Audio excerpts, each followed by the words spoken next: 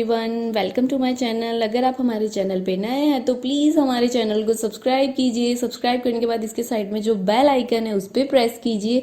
यहाँ आपको ऑल का ऑप्शन मिलेगा, उस पर सेलेक्ट कीजिए सो दैट हमारे नए वीडियोस की अपडेट आपको मिलती रहेगी। हमारे वीडियोस देखने के बाद उन्हें लाइक कीजिए, शेयर कीजिए सभी के साथ। शेयर करने के बाद प्लीज़ नीचे जाके कमेंट करके बताइए कि आपको हमारे वीडियोस कैसे लगे। Thank you so much. Good morning, all of you. How are you? I hope you are fine. Today we are going to read subject science for 8th standard chapter 2 microorganism. Okay. In microorganism हम इनका classification पढ़ेंगे. The topic bacteria, fungi, algae, virus and protozoa. Okay. Microorganism. What is microorganism? This is chapter 2 8th standard. Okay. Micro organism क्या होते हैं? Micro organism, the words micro organism derived, it is made by the two different words.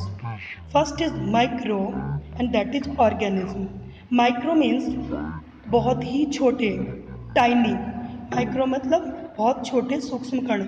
Organism मतलब जीवित प्राणी. यानी कि microorganism is that we can not see our naked eyes. यानी कि जो माइक्रो ऑर्गेनिज्म होते हैं वो इतने छोटे जीव होते हैं जिनको हम अपनी naked eyes से नहीं देख सकते. Okay. If we want to see the microorganism we have to help to microscopy. हमें किसकी हेल्प लेनी पड़ेगी? Microscopic. Microscopy is available in our school students. When you come to school, we will see the microscopy. Okay. हमारे school में microscopy है. जब आप आओगे मैं आपको दिखाऊंगी माइक्रोस्कोपी. ओके. माइक्रो ऑर्गेनिज्म का पता लग गया. Microorganism is very microorganism. We can not see with our naked eyes. We see with the help of microscopy. हम इनको माइक्रोस्कोपी की मदद से देख सकते हैं. In everywhere in daily to daily life there are many so microorganism we see we feel it our palm also. Okay. वो हमारी पाल्म, हमारी हथेली में पाए जाते हैं. चलो नेक्स्ट है ना.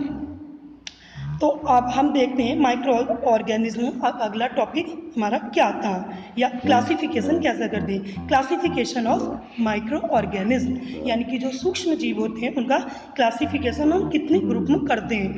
First is that bacteria, next fungi, protozoa, algae and virus. आपने ये सब नेम सुने होंगे. You have to already discuss, you have to already learned about these microorganisms 7th standard also. I read you that what is bacteria, what is fungi, protozoa, algae and virus. Okay. 7th standard में chapter था हमारा कि हम उनको micro organism को कैसे classification करते हैं, है ना. तो अब इनका क्या करेंगे हम ब्रीफ में डिस्कस करेंगे. ब्रीफ में देखते हैं कि इनकी क्या क्या प्रॉपर्टीज़ हो सकती हैं या ये कैसे कैसे काम करते हैं, है ना. First is that virus. Okay. तो वायरस क्या होते हैं?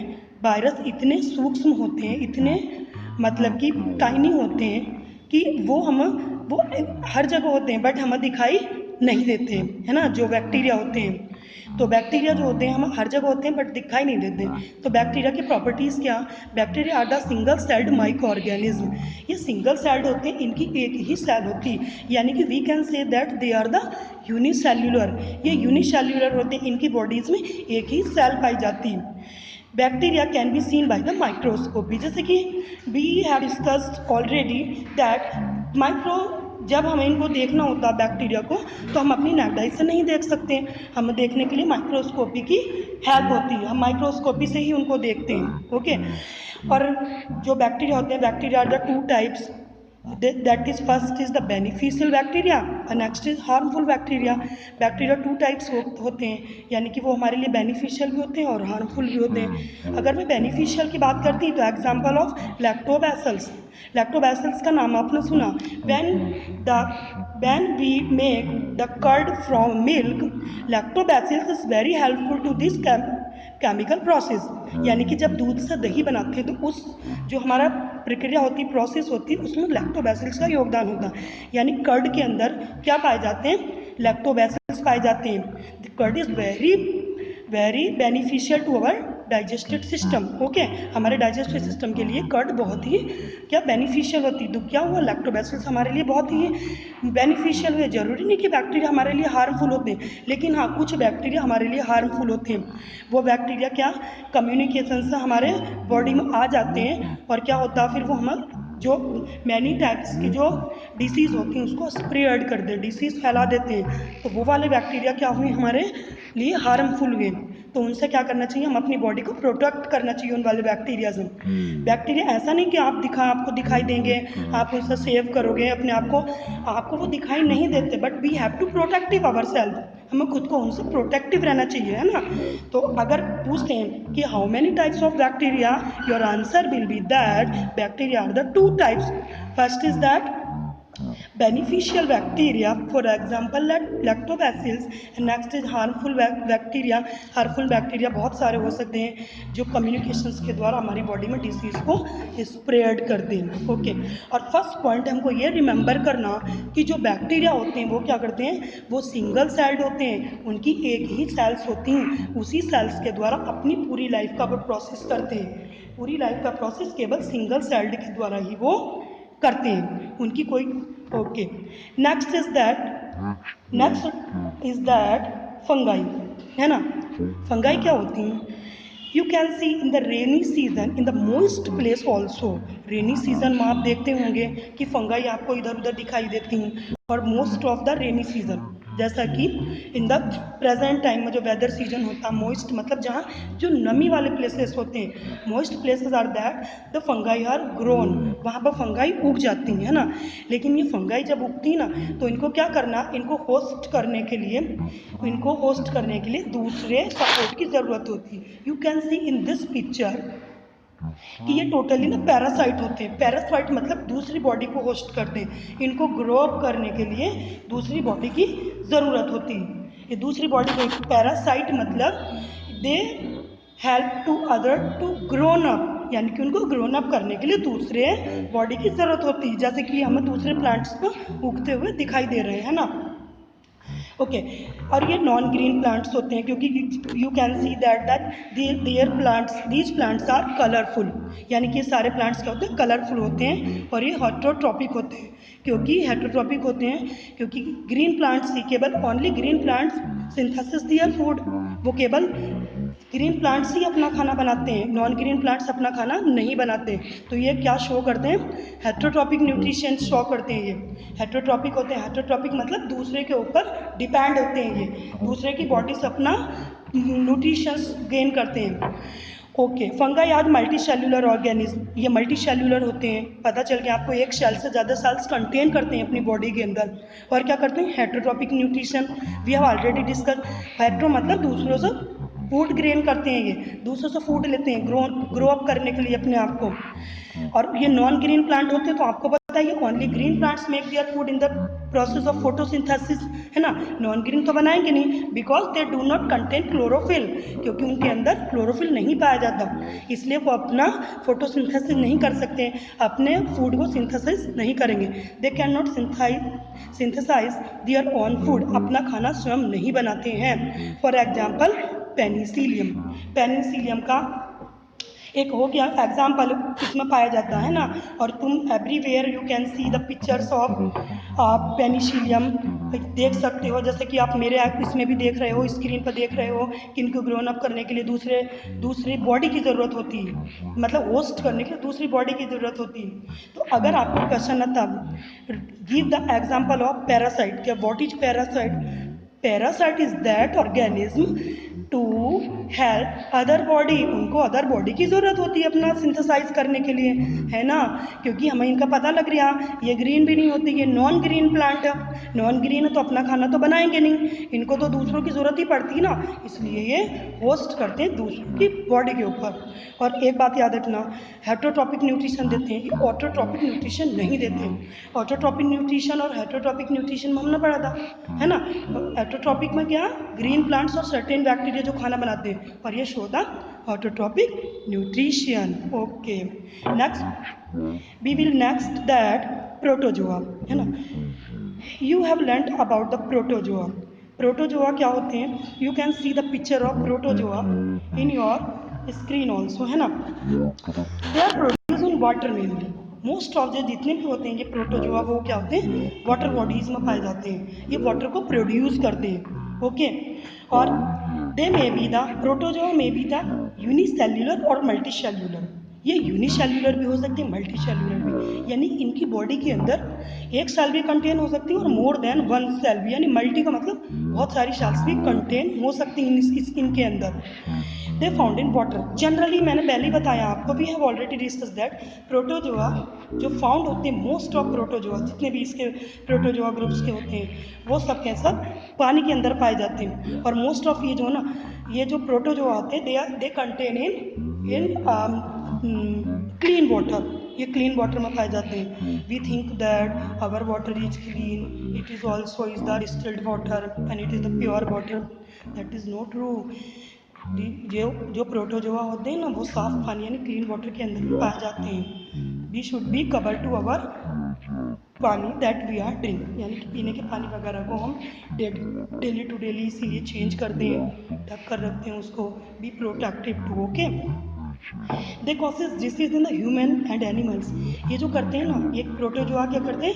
ह्यूमन बॉडी में स्टक हो जाते हैं, चले जाते हैं। कब?